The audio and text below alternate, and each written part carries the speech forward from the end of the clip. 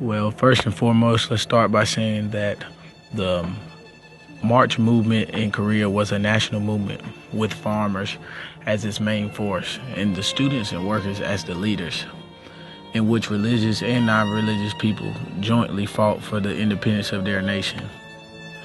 But this does not deny that the fact Christians played their own unique role in the movement from their own unique standpoint.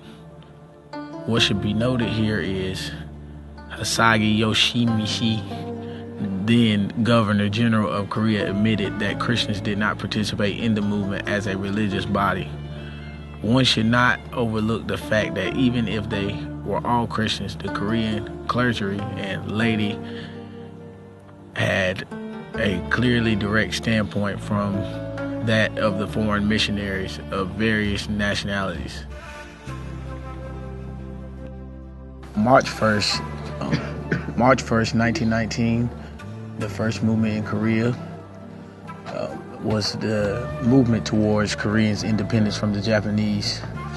At 2 p.m. on March 1st, 1919, 33 activists who formed the core of the Somali movement convened at a restaurant in Korea and read the Korean Declaration of Independence that had been drawn up by historian Cho Nam-seon. The activists initially planned to assemble at Tagpole Park in downtown Seoul, but choose a more private location out of fear that the gathering might turn into a riot.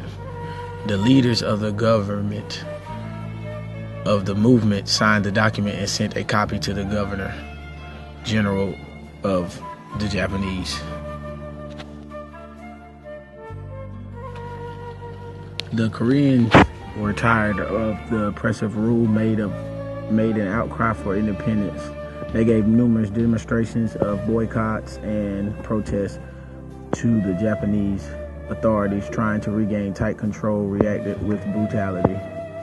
The Japanese reacted with brutality, killing a lot of Koreans and imprisoning a bunch and injuring a bunch also.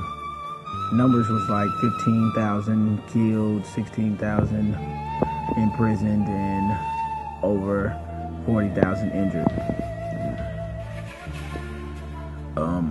This is the type of collective violence that we've studied over time. This is a violent movement, definitely not a non-violent movement. It was more so non-violent by the Koreans, but began to become violent by the Japanese. The Koreans practiced the Gandhian approach by trying to do things without violence and practice love through their religion, as they were Christians. The Koreans also showed that they would be willing to die and be injured and imprisoned, but not harm the other people the Japanese that was harming them. After the March 1st movement, the Japanese needed to change their image and begin to perform a more cooperative policy toward Korea. They needed to ease political, economical, and social restrictions. They had to ease their censorship of the press and the arts. This led to the formation of national consciousness, schools, literature, political organizations, fostered a Korean cultural renaissance, and novels, arts, drama, and cinema. The reason behind the Koreans' protests were one of many. They had the taxes that the Japanese were charging were too heavy for the Korean people. They were paying more than what they was getting service for. Land continued to be confiscated by the Japanese for personal reasons. Korean village teachers were being forced out of their jobs because of the Japanese people were trying to suppress their heritage and teachings. The development of Korea had been for the benefit for the Japanese. They argued that while Koreans were working towards development, they did not reap the benefits of their own work. So the Koreans took notice and protested many different things, as I've said before. In comparison to the Gandhians, they did it with love instead of violence.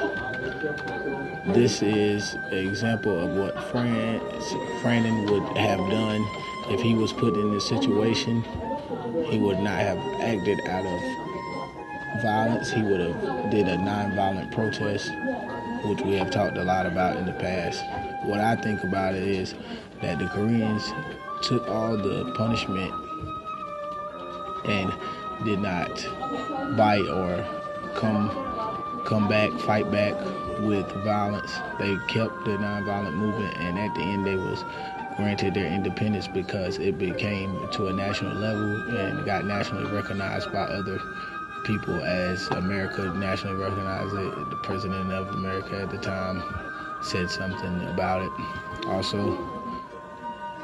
So they got to reach out to the national level, and with the national level attention, it was put in process so that they would reach their independence. And by 1949, they got their complete independence from the Japanese. As you can see, this was a very violent and non-violent event that took place. Thank you that I could inform you on the March 1st movement in Korea. Hope you enjoyed the video.